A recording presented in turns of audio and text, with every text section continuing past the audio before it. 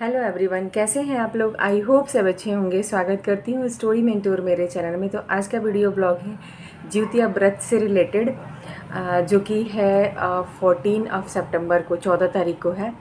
तो इसका जो नहा खा है, मेन व्रत का स्टार्टिंग हो जाता है नहा खा से। तो नहाए खा है इसका 13 तारीख को, जो कि सैटरडे को सर धो के नहाना होता है। एंड नहा के उसके बाद ही इसमें खाना खाना होता है। जैसे कि हर यूपी बिहार के जो भी आप फेस्टिवल देखते हैं उसमें नहा खाए बहुत इम्पोर्टेंस होता है। नहा खाए का मतलब होता है कि एक दिन पहले से ही शुद्धता में आपको आ जाना चाहिए व्रत रखने से पहले।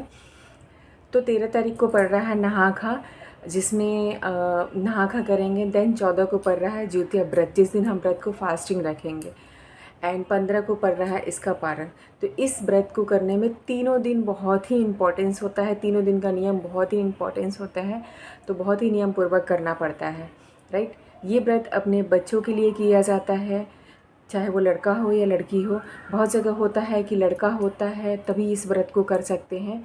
एंड बहुत जगह होता है कि सिर्फ मतलब लड़का लड़की है तब भी ये व्रत को कर सकते हैं। तो ये व्रत संतान के लिए होता है, तो जिनके भी संतान हैं इस व्रत को रख सकते हैं।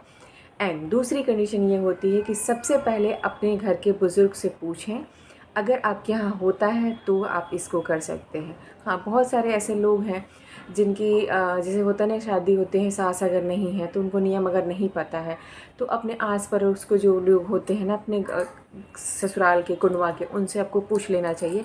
देन इस व्रत को करना चाहिए। बता रही हूँ आप लोगों को, इस व्रत को नहा खा में सबसे जो इम्पोर्टेंस पार्ट होता है, साग होता है ना। नोनी का साग बोलते हैं। आप नोनी का साग सर्च करेंगे ना तो वो मिल जाता है। तो इसमें नोनी का साग बहुत इम्पोर्टेंट होता है, खाना होता है नहा खा के दिन। एंड इसमें लहसुन प्याज वर्जित नहीं होता। इस व्रत को नहा खा वाले दिन नहा खा को करना होता है, बट इसमें लहसुन प्याज वर्जित नहीं होता है, ठीक है। तो आप लहसुन प्याज भी इसमें खा सकते हैं बहुत जगह पे।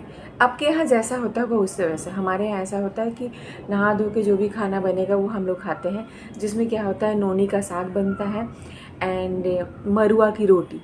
जो बिहार से होंगे, यूपी से होंगे, पूर्वांचल साइड से, उनको पता होगा कि मरुआ क्या होता है। मरुआ को मैं इंग्लिश में बता देती हूँ, उसको क्या बोलते हैं, रागी का, जो रागी का आटा होता है ना, उसी की रोटी बनाना होता है, जिससे कुट्टू का आटा हम व्रत में खाते हैं, है ना।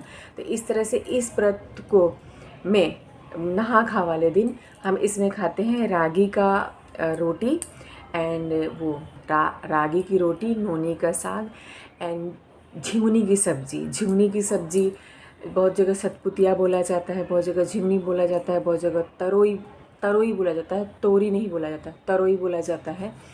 तो मार्केट में जैसे ही अब कल होगा ना, बहुत महंगे मिलेंगे, बहुत मिलेंगे झिंगुनी तरोई जो भी बोलते हैं जिसके यहाँ, वो बहुत मिलेंगे। एंड ये चीज़ खाना इसमें मतलब माना जाता है, ये खाना होता है, ये कंपलसरी होता है। एंड आप ये नहा खा वाले दिन खाएंगे, मतलब जितने टाइम आप खाना खाते हो उतने टाइम पे, सुबह भी खा लेंगे, दोपहर में भी खाएंगे, शाम को भी खाएंगे।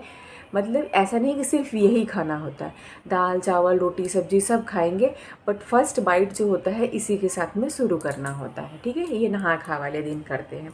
देन जिस दिन हम फास्ट रखते हैं, 14 तारीख का, जिस दिन ज्योतिया का व्रत है, उस दिन हम कुछ नहीं करते हैं। जैसे 13 तारीख को रात में हमने खाना पीना खा लिया, खाना पीना खाने के बाद में क्या होता है कि सरगी खाया जाता है। इसमें सरगी बहुत इम्पोर्टेंस होता है, ये भी पार्ट बहुत इम्पोर्टेंस होता है।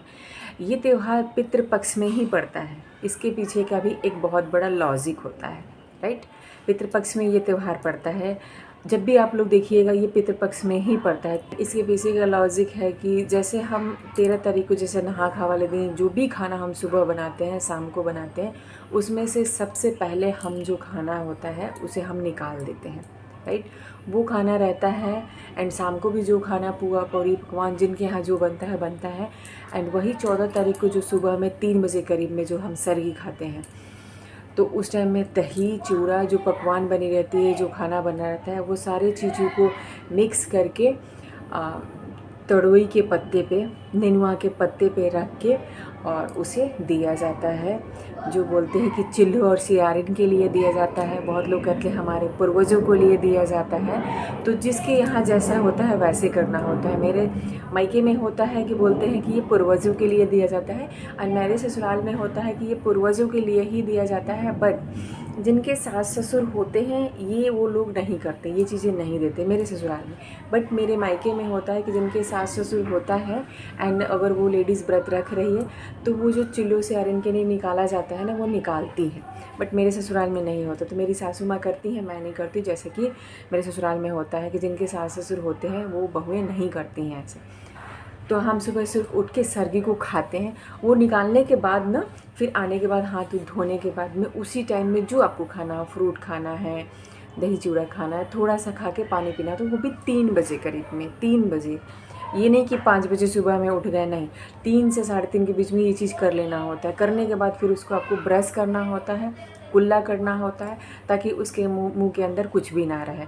तो इस तरह से ये व्रत रखा जाता है। देन तीसरे दिन में ये होता है कि सुबह जितने बजे पारण लिखा रहता है उतने बजे आपको पारण करना होता है। और पारण का नियम भी होता है कि जैसे कि गरम गरम चीज़ों को खाना होता है। जैसे कि अगर आप चावल, नियम होता है कैसे कि चावल बनाया और उसका माड़ निकाला और माड़ को फूंक फूंक करके जैसे चाय पीते हैं ना, उस तरह से पीना होता है पारण के टाइम पे। ये चीज़ बहुत इम्पोर्टेंस होता है। तो हमारे यहाँ इस तरह से रखते हैं जिउतिया व्रत। आपके यहाँ किस तरह से रखते हैं प्लीज़ कमेंट करके बताइएगा। अगर इससे रिलेटेड कोई और क्वेश्चन है तो प्लीज़ कमेंट कीजिएगा, तो मैं उस पर वीडियो बना दूँगी आप लोग के लिए। तब तक के लिए थैंक यू, बाय बाय।